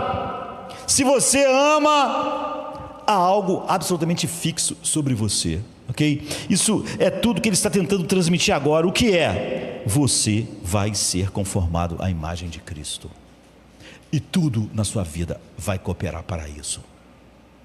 Não vai cooperar essa circunstância ruim para uma circunstância melhor daqui a pouco. Perder esse casamento porque existe alguém melhor para você. Não. A palavra conformados, infelizmente, nossa palavra forma, ela acabou tomando uma conotação um pouco diferente, porque ela é muito exterior, não é? Quando a gente diz que alguém está em boa forma, estamos invariavelmente falando do exterior de alguém. Estamos falando de aparência, não é? Forma, a forma de um objeto. E em português acabou que isso ficou assim. Acho que em várias línguas ficou assim. A palavra forma tende a significar algo como parecer, e quase sempre a gente pode dizer assim: essa pessoa a gente usa a forma em detrimento ao conteúdo. Essa pessoa tem uma forma feia, mas ela interiormente ou seja, a forma é aquilo que é exterior, não é? E aqui é uma pena, porque a palavra grega que é usada aqui é morfe, da qual tiramos nossa palavra metamorfose, por exemplo, a morfologia. O que está dizendo é que Deus vai causar uma metamorfose em nós. Ele vai mudar nossa essência interior na essência interior de Jesus Cristo. Quando diz que nós vamos ser a imagem de Cristo, não está falando sobre uma forma visível, não é disso. Significa, ser um cristão é que você se apaixona, não só por obedecer às regras, você é alguém apaixonado pelo caráter de Cristo, como Ele é quando sofre, como Ele é quando Ele perde, como Ele é quando Ele é humilhado, quando Ele é quando o pior mal é feito a Ele, como Ele é. O que aparece, o que se mostra, é o que Ele é. Você lê sobre Ele na Bíblia e você fica impressionado. Você vê verdade e amor. Normalmente quando as pessoas estão lutando com a verdade, elas acabam passando o limite e o amor some. Justiça e misericórdia. Ele era cheio de graça. A maior parte das pessoas, pastores, começam a falar assim: não, nós temos que ser mais graciosos. Está dizendo o seguinte: o erro para nós não é tão importante, vamos abraçar todo mundo, vamos ser uma igreja inclusiva. Mas Jesus era cheio de graça e verdade. Sempre que alguém fala em graça em detrimento da verdade, não é nada parecido com Cristo. E vimos sua glória. A glória dele é cheia de graça. e é cheio de verdade. Você vê nele o que? Convicção absoluta. Ele pode suar sangue, mas ele jamais vai na direção contrária à que o Pai quer. Beleza, beleza. Você vê coragem incrível. Ele entregou o seu rosto para sua barba ser arrancada. Você vê brilho, você vê radiância, você vê maravilhas quando ele está sobre a ira infinita de Deus. Você diz: esse é o ser humano. É mais que um ser humano, mas é totalmente ser humano. Vê o que estamos sendo informados aqui, que o bem que Deus está fazendo em nossas vidas, que Ele está usando todas as coisas operando para nós sermos cada vez mais como seu Filho. E nós somos predestinados de tal forma que nós vamos ser a imagem do seu Filho. Tudo vai cooperar com isso. Não é que uma circunstância ruim vai dar lugar, essa foi ruim para que Deus nos dê uma melhor. O que Ele tem para nos dar é a vida do seu Filho, a imagem do seu Filho. Tudo o que acontece na vida dos que amam a Deus, externamente bom ou externamente ruim, trágico, é para o bem. É para o bem, porque Deus vai usar essa coisa para nos fazer a imagem do seu Filho. Tudo que acontece na sua vida, Ele diz: se você o ama, se você realmente é regenerado, está moldando você, está esculpindo você, está contornando você, está polindo você na imagem de Cristo, e vai te torná-lo dia a dia mais parecido com Ele, e vai lhe dar essa grandeza incrível, vai dar compaixão incrível, sensibilidade incrível, coragem incrível. Ele vai fazer isso, mas não tem nada a ver com as suas circunstâncias. Jesus era um homem de dores, experimentado no sofrimento. Ele não sofreu para você não sentir dor, e nem você não sofrer, mas para quando você sentisse dor e sofresse, você se parecesse mais com Ele, que era um homem de dores. Não são as circunstâncias que fazem Ele ser assim.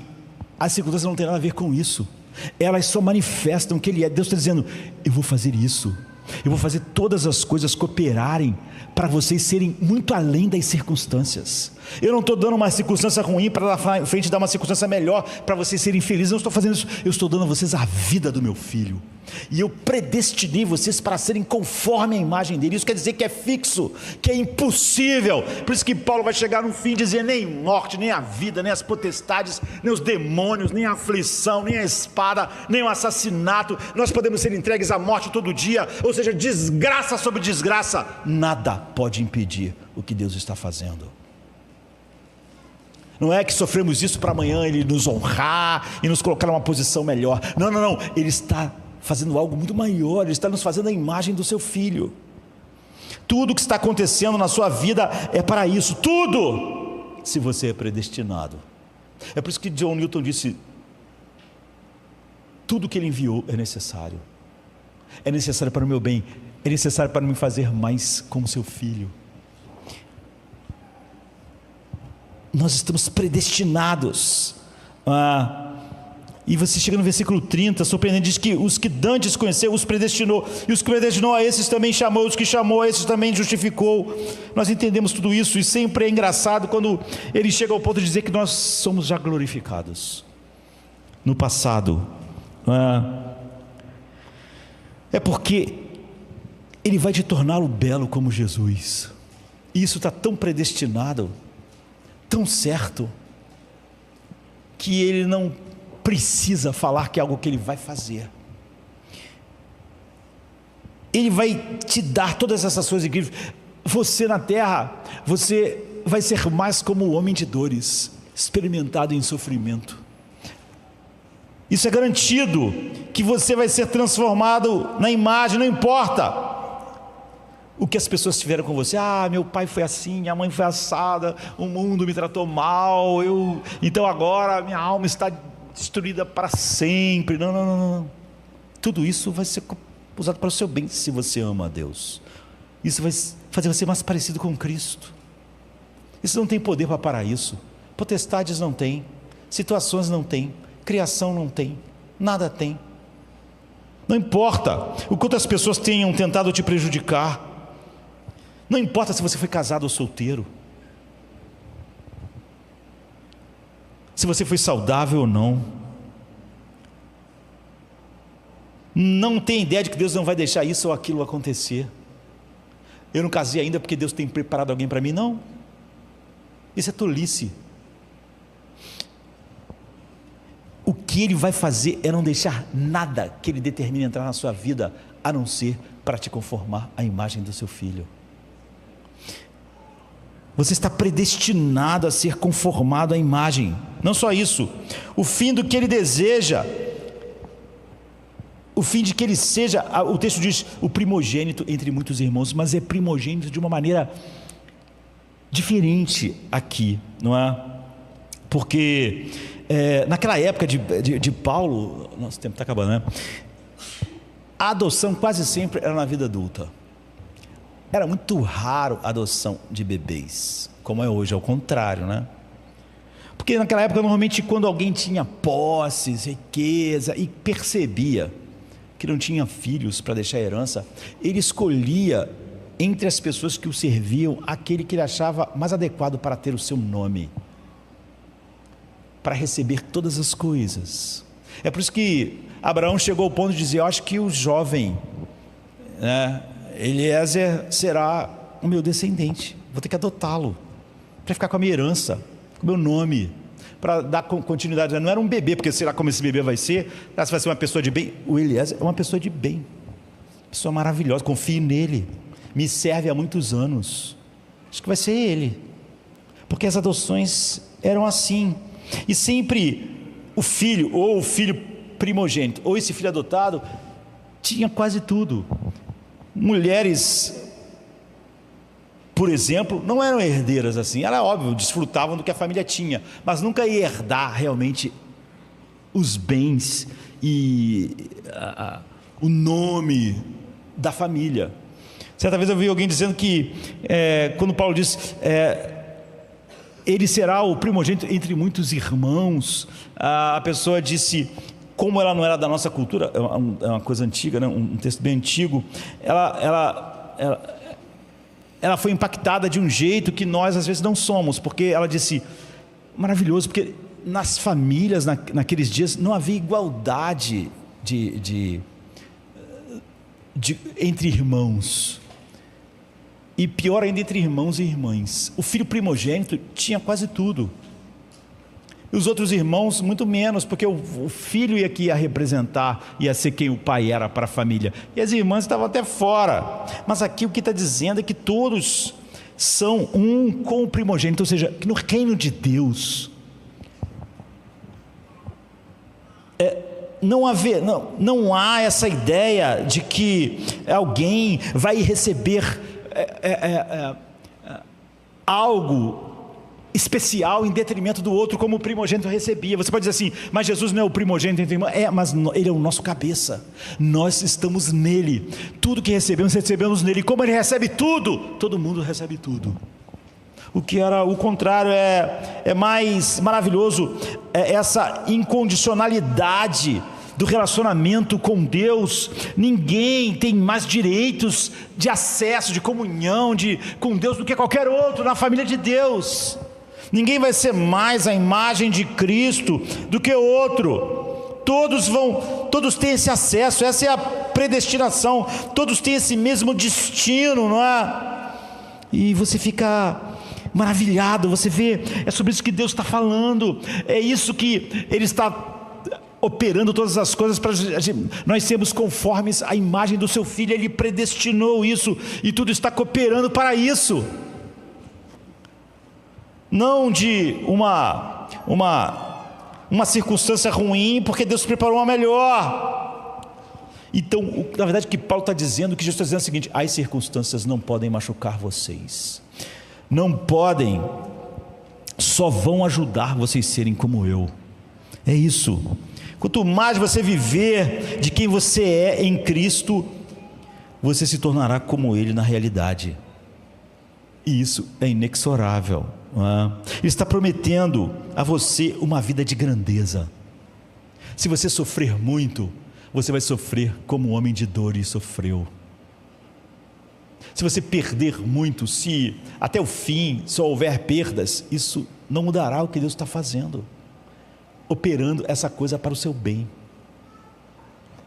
Ele está prometendo a você uma vida de alegria, que não tem nada a ver com as circunstâncias, porque Ele está operando o bem que Ele está operando é que tudo está te transformando mais à imagem de Cristo. Ele está prometendo a você uma vida de nobreza, Ele está prometendo a você uma vida que continua para sempre. Então por quê? Aquelas pessoas podiam ser felizes, porque você pode ser alegre, não importa o quê, porque Ele diz, essas coisas ruins, como tudo de ruim, como ser um homem de dores, só mostrou a beleza de Cristo, eu vou operar essas coisas para colocar a beleza dele em você. E o melhor, então, está por vir. Muitas pessoas, quando você quer combater o erro, você tem que ter cuidado, porque você pode começar a falar coisas que a Bíblia não diz. Então, eu já vi na internet um debate se o melhor está por vir, o melhor já veio. Não, o melhor já veio, que é Cristo, porque o hino dizia que o melhor está por vir. É óbvio que nós já temos Cristo, mas é óbvio que o melhor está por vir. Você já é a imagem perfeita de Cristo. Você já desfruta perfeitamente dele. Se você entender o que está por vir, você pode lidar com qualquer coisa aqui. É o que Paulo diz. Você sabe, o que surpreende é que às vezes até pessoas que eram para entender menos mostram um conhecimento mais agudo, assim. Há uma obra chamada Os Irmãos Karamazov, né, de Dostoiévski, que o Ivan, né, dos irmãos, fala algo. Na verdade quem está falando é o Dostoiévski, né? Através do personagem, ele diz: eu tenho uma convicção infantil de que os sofrimentos serão curados e suavizados, e que no final do mundo, no momento da harmonia eterna, ocorrerá e será revelado algo tão precioso, que bastará para todos os corações, para aplacar toda indignação, para redimir toda a vilania humana, todo derramamento de sangue. Bastará não só para tornar o perdão possível, mas também para justificar tudo o que aconteceu. Ou seja, será tão maravilhoso que você vai ver que todas as coisas terríveis que aconteceram serão completamente saradas, porque você vai ver que o propósito e o objetivo são tão grandiosos que tudo aquilo, toda a história humana não passou de um leve e momentânea tribulação. Agora veja, há certamente algumas pessoas, e eu tenho certeza que quando ouvem a palavra começam a pensar, será que eu sou cristão ou não? E tem muitos que não são mesmo, e isso é interessante, né? Quando alguém diz, eu não tenho certeza se sou cristão, não tenho certeza se acredito em tudo isso, pelo menos não tenho certeza se acredito que Jesus acredito que Jesus é o Filho de Deus, mas em todas essas coisas. E eu acho melhor que você ouça sermões que façam isso, porque definitivamente a gente precisa entender, não é? Algo fundamental. Primeiro de tudo, certamente eu não quero, quando prego, causar um curto-circuito na confiança das pessoas, simplesmente, mas também não quero o oposto. C.S. Lewis diz isso dessa maneira, e nós podemos dar uma ajeitadinha aqui, dar uma parafraseada. Ele diz: não venha ao cristianismo porque ele é reconfortante. Se você vier, você está errado. Não venha ao cristianismo porque ele é encorajador. Não venha ao cristianismo porque ele é relevante para a cultura. Não venha ao cristianismo porque ele é emocionante. Venha ao cristianismo porque ele é verdadeiro, porque ele é a verdade. Essa deve ser a razão. Ainda que ele não pareça nada reconfortante naturalmente, como o engano, por exemplo, porque se não for verdadeiro, se o cristianismo não for a verdade, como ele pode ser confortante? Como ele pode ser emocionante ver? Portanto, seria estúpido, ridículo. Bem, eu tenho essas dúvidas intelectuais, eu não sei se isso é verdadeiro, não sei se essa alegria, essas coisas são verdadeiras, mas ainda assim eu acho que algumas partes são confortantes ou reconfortantes. Isso seria a pior coisa do mundo. Na verdade, se a tua alegria é baseada em algo do cristianismo que você acha reconfortante, não vai durar. não vai durar. Porque a sua alegria é baseada no quê? Não nas circunstâncias. E quando você acha que o cristianismo tem alguma coisa a ver com isso, certamente você vai ser essa pessoa que 15 anos depois está lutando, mas não encontrou nada, partiu do lugar errado. Mas são essas convicções sobre Cristo e sobre o Evangelho, são essas verdades elevadas, toda a paz e a alegria do cristianismo está baseada nisso.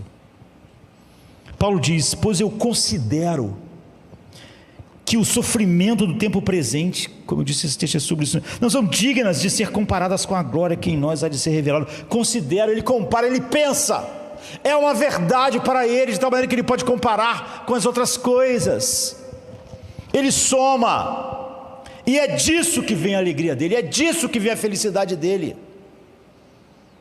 Ele pensa, não é que ele não pensa, não é um sentimento. O cristianismo não é um espírito a ser capturado, não é um sentimento a ser capturado no ar. O cristianismo não é assim. O cristianismo não é como: eu me sinto mal, então eu vou sair hoje para fazer compras, porque quando faço compras me sinto bem. Ou então eu estou me sentindo mal, vou fazer uma viagem para me sentir melhor. Então eu vou subir o topo da montanha para olhar a paisagem e me sentir melhor um pouco. O cristianismo não é isso. Você não vê um culto porque eu estou muito angustiado e quero me sentir um pouco melhor, como se fosse uma viagem, como se fosse ir ao shopping.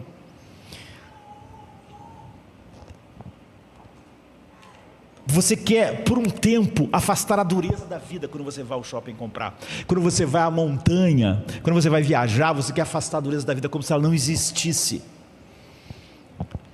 O que você está dizendo é o seguinte: eu quero parar de pensar na vida, então eu preciso fazer uma viagem. Eu quero parar de pensar na vida, então eu preciso fazer compras no shopping. O cristianismo sempre não é ausência de pensar, é pensar, pensar, pensar. Não consigo nem pensar, alguém diz, em Cristo quando as aflições vêm, então você está com um grande problema. Porque o cristianismo não é vir a um culto para se sentir bem quando você está com um grande problema. Você não lida com dificuldades através da estupidez. É assim que qualquer outra coisa no mundo lida com a dificuldade.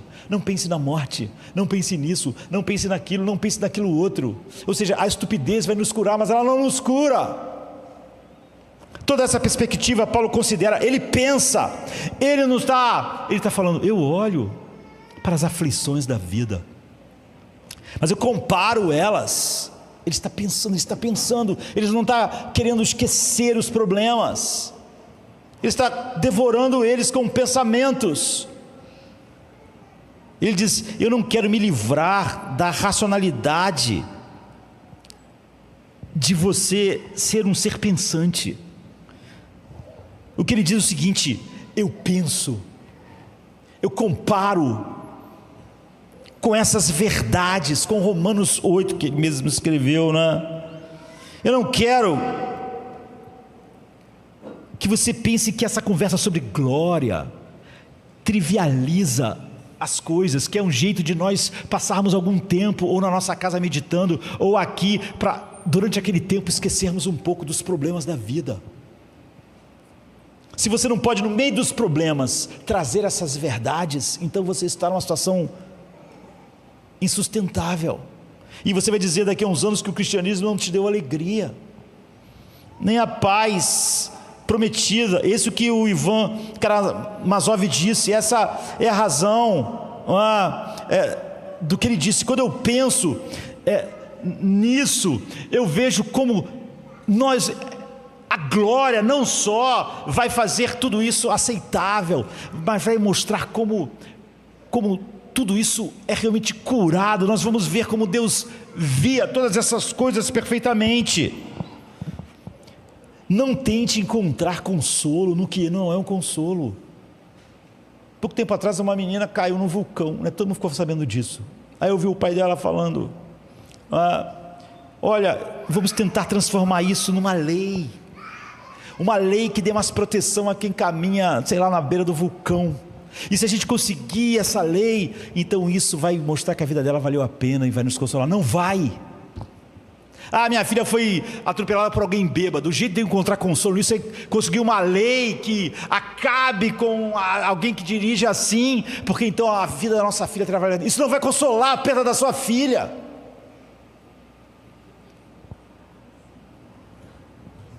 Isso não é consolação. Você perde uma filha e uma lei não vai curar a dor de ter perdido a sua filha. Não vai fazer você uma pessoa alegre, em paz, não vai. Isso é fuga. Não tente encontrar uma coisa para justificar algo fora dessa realidade. Suas almas são tão grandes e seu sofrimento é tão profundo que nada além de ser predestinado para ser a imagem de Cristo vai lidar com sua dor, com suas perdas, com sua morte. Nada vai lidar. A glória não trivializa o quebrantamento humano, pelo contrário diz, ele é tão grande que só ser transformado à imagem de Cristo pode lidar com isso. É a única coisa que aborda e leva a sério a dor, a perda e o sofrimento nesse mundo, porque é a única coisa que pode lidar com isso. Aquele pai lá da filha atropelada por um homem bêbado ou que caiu no vulcão não vão ser consolados por uma lei, não vão ter paz baseadas nessa lei. Essa coisa de encontrar um propósito e dar uma razão, enfim, encontrar a paz e o conforto, porque pelo menos alguma coisa boa foi feita da desgraça, alguma coisa boa, alguma circunstância boa. Isso é fútil, não é verdade.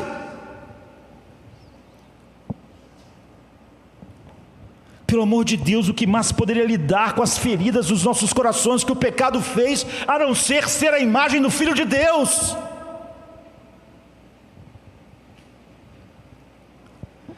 Nada mais pode lidar com as feridas dos nossos corações, com o mundo quebrado, com a criação que geme.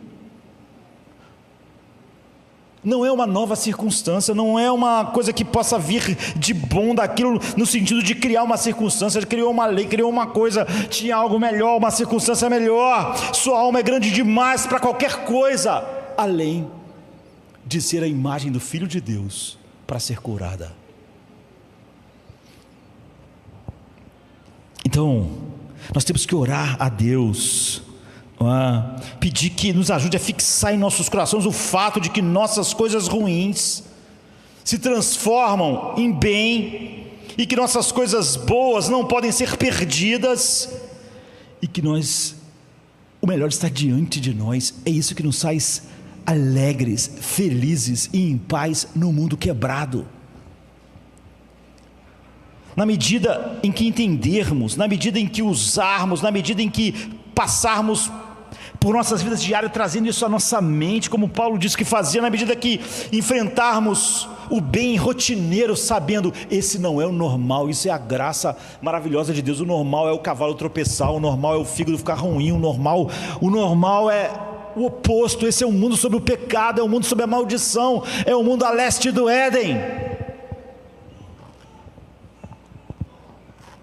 Nos melhores dias, aquilo é a maravilha da graça. Nos piores, é como esse mundo é. Mas a diferença é que tudo está sendo trabalhado para o nosso bem, para sermos conforme a imagem do seu Filho. Nessa medida seremos como teu Filho, Deus. É assim que nós devemos orar, porque teu Filho, Jesus Cristo, foi um homem de tristezas e dores, mas era o homem mais feliz, alegre que já viu. Ele disse, para que a minha alegria esteja neles. Quem falou isso não era alguém que passou por esse mundo incólume, passou por esse mundo sendo um homem de dores, experimentado no sofrimento, e que morreu numa cruz, e que morreu debaixo da ira infinita de Deus. Somos informados que ele correu a carreira. Você pode se espantar, Paulo dizendo no fim, eu corri a carreira, eu terminei a carreira. Foi incrível, mas foi a graça de Deus. A coisa mais incrível é Jesus ter corrido a carreira, ter terminado ela. Essa é a sua beleza, é essa beleza que o Pai está trabalhando em nós. E por causa da alegria que estava proposta a Cristo, ele correu a carreira. Nós é a mesma coisa. Quão poderosa é essa alegria. Ele é o nosso pioneiro, é o nosso precursor, Ele é tudo. E nós pedimos que a alegria de que falamos hoje, a alegria dele, seja a nossa alegria. E Ele nos ajude, Deus, todos nós que vamos trilhar caminhos diferentes, vamos ter dores diferentes, perdas diferentes, mas no final todo mundo vai perder tudo. Pelo seu Espírito, nós pedimos que Ele nos ajude a cada dia mais estar realmente com esses olhos fixos em tudo o bem que Ele está fazendo, que não tem nada a ver com as nossas circunstâncias que não estão prometidas, porque Ele nos predestinou. Paulo explica como Ele faz tudo para cooperar para o nosso bem, para sermos conformes à imagem do seu Filho. Vamos ficar de pé. Pai, obrigado. Cristo é o canal por onde flui a graça, o óleo da misericórdia derrama e nos abraça. Cristo é tudo em tudo, tesouro celestial, riquezas espirituais, nele o bem total. Ele dissipa nossos medos, remove nossos fardos, supre nossas necessidades. Seu amor é raro. Cristo é o maior bem, nada se compara a Ele. Quem tem a Cristo não precisa de mais.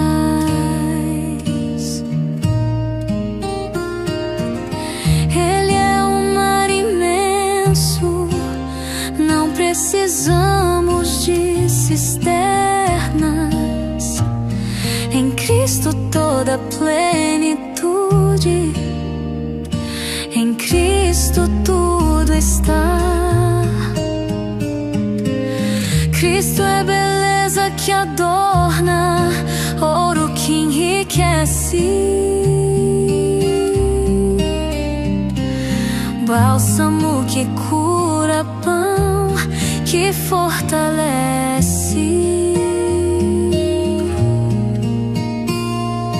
Ele é o vinho que consola, salvação que coroa. Cristo adoça nossas bênçãos, seu amor nos abençoa.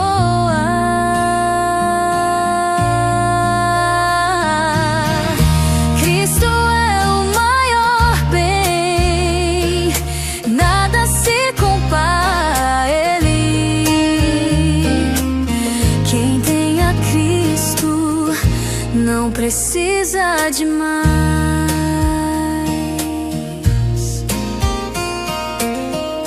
Cristo santifica cruzes, remédio para a alma,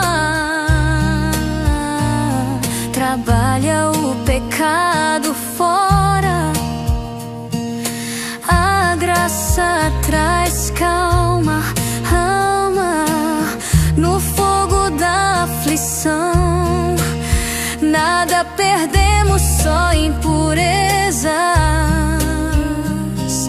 Cristo é joia rara, poucos têm essa riqueza.